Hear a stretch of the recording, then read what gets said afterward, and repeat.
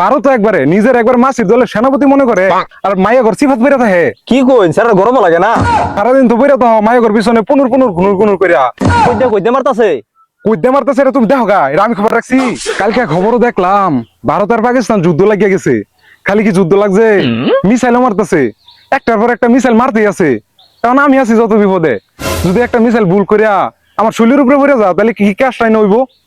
ভারত একবারে নিজের একবার মাসির দলের সেনাপতি মনে করে। কি দরকার ডাসিন ভারতের যুদ্ধ করার লাগিয়া? কামটা কি করছে, কত বড় টেনশনে আছি,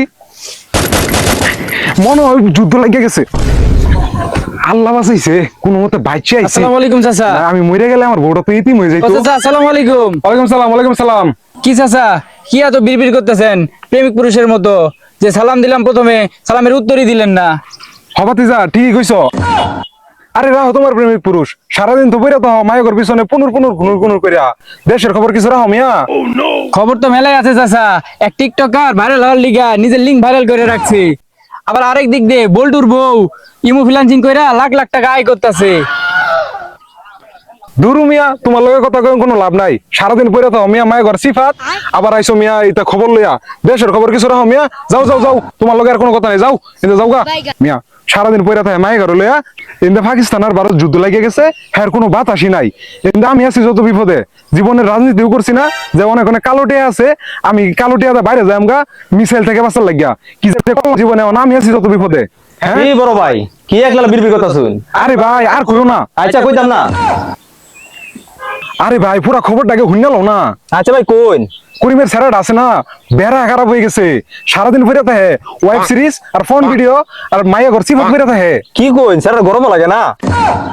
দুরু মিয়া, তোমার যে কথা, এই সিফা কি আর হে সিফা? এই সিফা হইলো মিয়া সারাদিন ফিরে থাকে বিট্যান গল লইয়া, বিট্যানের খবর লইয়া। কাল লিঙ্ক বেড়ে লই গেছে, কেরা টিকটকে এরা করে লাইছে, ইমো ফ্রিল্যান্সিং করে লাইছে, আমি যাবি খবর লইয়া। কিন্তু ভারত আর পাকিস্তান যুদ্ধ লাগিয়ে গেছে, সেই খবর নাই। স্যারাটা পুরো বেদব। আর তার থেকে বড় কথা হইলো ভারত আর পাকিস্তান যে যুদ্ধ লাগছে, এই খবর কিছু রাখো মিয়া। কি হইছে? বিশাল খবর হয়ে গেছে মিয়া। একবার মিসাইল মারতেছে একটার পরে একটা, মনে হইতেছে একটু পরে ভুল করে আঙ্গুরে মিসাইল ফিরে যাইব। কইতে কইতে মারতাছে।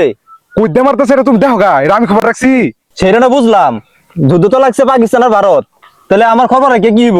দুরু মিয়া, তুমি পাকিস্তান আর ভারত লই বই রইছো, বাংলাদেশ লই বই রইছো।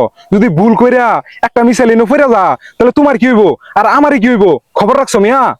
কি কইন ভাই, ওটা তো আধুনিক টেকনোলজি দিয়ে ব্যবহার করে, এনে পড়া তো কোনো সম্ভব হয় নাই। হুরু মিয়া, তোমার আধুনিক টেকনোলজি এটা আমি বুঝি না।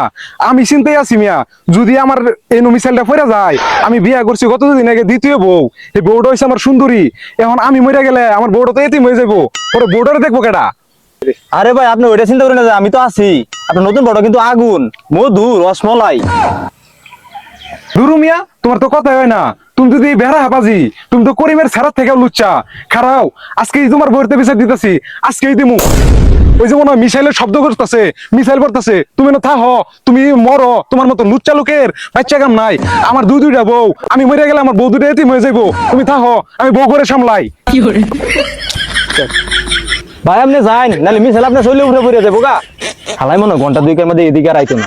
থাক যাক, আমি এদিক দিয়ে যাইয়া তার কচি বোটার লোকে জমে গিয়া না মানে আলাপ।